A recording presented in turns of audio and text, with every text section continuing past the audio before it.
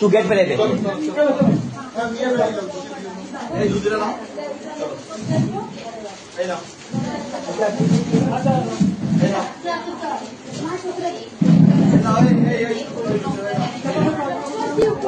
दीदी दीदी सब दीदी दिएছে दीदी दे दीदी दिएছে दीदी सब दीदी दिएছে दीदी दे दीदी दिएছে दीदी सब दीदी दिएছে दीदी दे ले बा भाभी दीदी दे ले बा याद रखिए बस।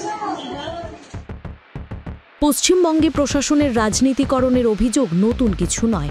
এমনকি রাজ্যের থানাগুলি তৃণমূলের পার্টি অফিসে পরিণত হয়েছে বলে বারবার দাবি করেছে বিজেপি। আর সেই দাবি যে কতটা সত্যি তা বলছে এই ভিডিও। ছবিতে যাকে শাড়ি বিলি করতে দেখছেন তিনি কালীঘাট থানার আইসি শান্তনু সিংহ বিশ্বাস। আর তখনই আরেকজনকে বলতে শোনা যাচ্ছে দিদি দিয়েছে দিদি।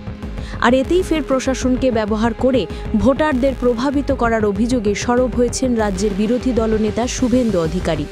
সোশ্যাল মিডিয়ায় এই ছবি পোস্ট করে সরব হয়েছেন তিনি। সোশ্যাল মিডিয়ায় একটি ভিডিও পোস্ট করে শুভেন্দুবাবু লিখেছেন, পুলিশ মানে তৃণমূল ক্যাডার। পশ্চিমবঙ্গে পুলিশ না থাকলে এই তৃণমূল দলটারই কোনো অস্তিত্ব থাকবে না, এটা আমি আগেও বলেছি। এই ভিডিওটা আবারও প্রমাণ হিসেবে দিলাম। এসিপি শান্তনু সিনহা বিশ্বাস ভবানীপুরের ৭৩ নম্বর ওয়ার্ডে মদন পাল লেনের স্বরাজ সংঘ ক্লাবে এসে পাড়ার মহিলাদের শাড়ি বিতরণ করছেন, সেই সাথে বলছেন দিদি দিয়েছে। এসিপি পদাধিকারী একজন পুলিশ অফিসার কি এটা করতে পারেন? সাধে কি আর আমি পুলিশকে মমতা পুলিশ বলি? কারণ এ রাজ্যে পুলিশ অনেক আগের থেকেই তৃণমূলের ক্যাডারে পরিণত হয়েছে। এখন তো অবস্থা এই যে তৃণমূলকে ক্ষমতায় টিকিয়ে রাখার দায় এই সব পুলিশ কর্তার দলীয় নেতাদের চেয়েও বেশি। কারণ সরকার বদল হলে এদের অপকর্মের ফল এদেরকে ভোগ করতেই হবে। তবে ভবানীপুরের মানুষ বুঝতে পারছেন এটা সমাজ সেবা নয়, ভোটের প্রস্তুতি চলছে। কিন্তু যতই বাটো তোলাবাজির টাকায় কেনা কাপড়, মমতা বন্দ্যোপাধ্যায়কে হাঁটতেই হবে ভবানীপুরে। 2026-এ ভবানীপুর নন্দীগ্রাম 2.0 হতে চলেছে। শুভেন্দুবাবুর পোস্ট করা ভিডিওয়ে দেখা যাচ্ছে ভবানীপুর থানার আইসি শান্তনু সিংহা বিশ্বাস একটি ঘরের মধ্যে কয়েকজন অবাঙালি মহিলাকে শাড়ি বিতরণ করছেন। পাশে কেউ বলছে দিদি দিয়েছে দিদি।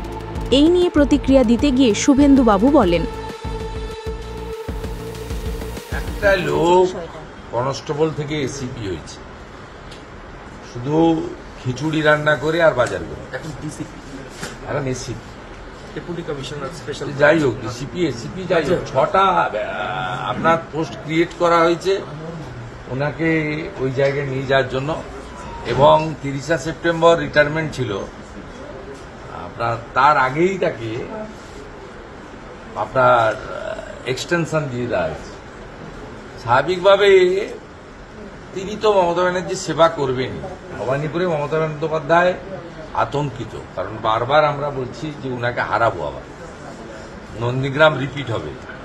তা স্বাভাবিকভাবে উনি এই সমস্ত চাকর বাকরদের নামিয়ে দিয়েছেন।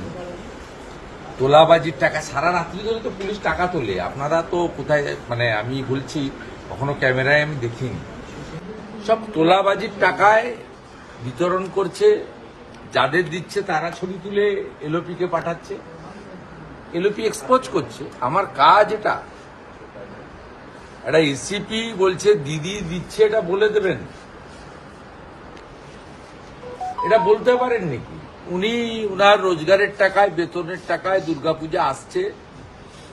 পশ্চিমবাংলায় তো চাকরি নেই, বাকরি নেই, একটা 250-300 টাকার কাপড়, একটা 400 টাকার তারপলিন, একটা 200 টাকার কম্বল, একটা 150 টাকার মশারির জন্য হুড়োহুড়ি করে লোক নেওয়ার জন্য। মানে এখানকার অর্থনৈতিক অবস্থা, পুলিশ ওয়েলফেয়ার বোর্ডের না ওয়েলফেয়ার বোর্ড তো মালুনগুলি। উনি ACP Kalighat as well as Kalighat থানার আইসি। তিনি মুখ্যমন্ত্রীর